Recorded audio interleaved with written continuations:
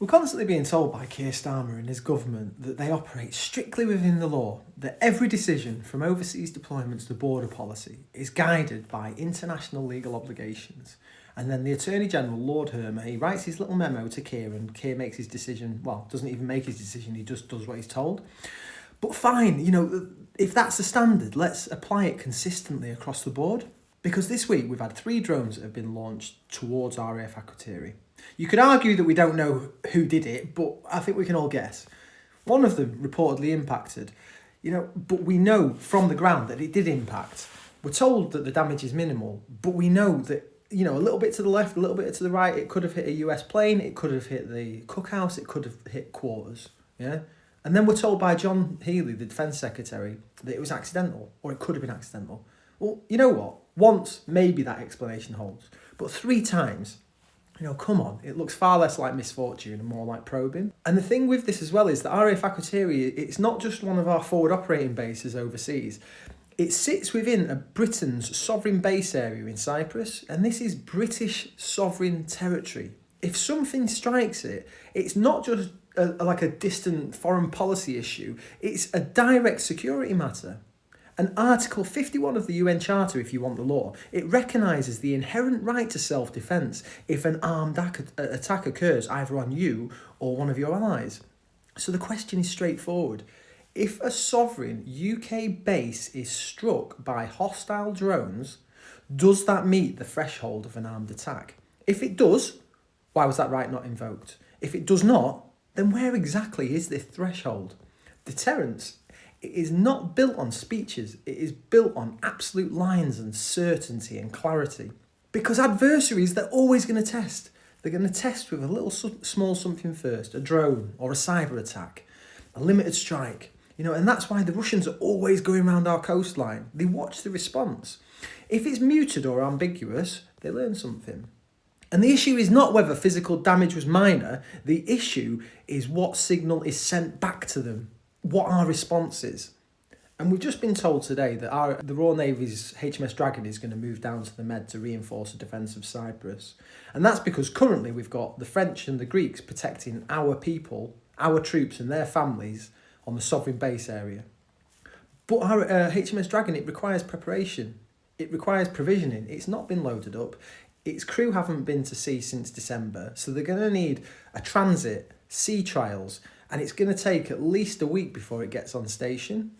And that raises serious questions. If tensions are escalating and allied fleets, we know about the 2 US carrier groups that were moving down towards the Med.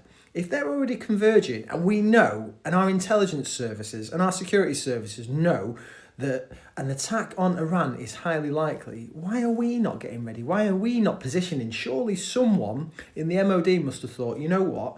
They could potentially retaliate by firing missiles or some other projectile at our troops in Cyprus because that's where a lot of our jets and the US jets take off from. Why does the posture feel reactive rather than prepared? Were the risks identified but the resources constrained? Probably, because we know that the Treasury won't even sign off on the defence investment plan. The MOD doesn't know what it's doing because Rachel Reeves will not give them the funding that they require to defend our nation. Did this strategic caution meet fiscal restraint? This is not about saber rattling. This is about credibility. Strength is not aggression, it is deterrence. And deterrence only works when you've got a big stick and you speak calmly and nicely, when it's believable. Because our adversaries, they're watching. They're watching the signals carefully. They're watching what's going on in our country. But so do our allies. Moscow's doing it, Beijing's doing it, and more importantly, Washington's doing it. We are a laughingstock now. You've had Donald Trump coming out on the TV, publicly condemning our Prime Minister. That's not a good look. And so when Britain looks financially constrained, strategically slow, politically divided, that does not project calm confidence. It projects uncertainty. And here's the important distinction. Please, my son's in the army. This is not about the soldiers, the sailors, the aircrew. It never is. Their professionalism and their commitment is never in question. The issue, and it always is political will, strategic clarity and national direction. Restraint can be wise. Escalation is not always strength. But restraint must be backed by capability and clearly understanding what our red lines are. Otherwise, it simply looks like being interpreted not as prudence, but as hesitation.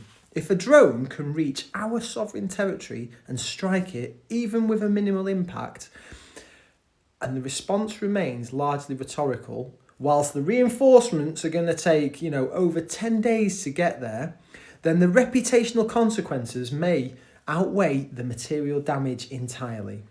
Leadership is not measured by how often the law is cited.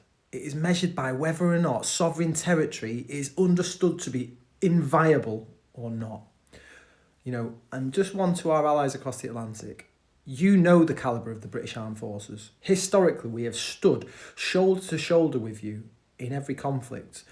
But a nation unsure of itself cannot project strength abroad. We wish we were there with you, but we've not been allowed because of our political leadership.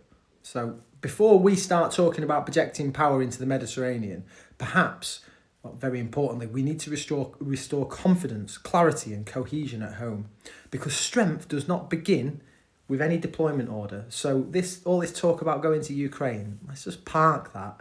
It begins with the character and the resolve of a nation.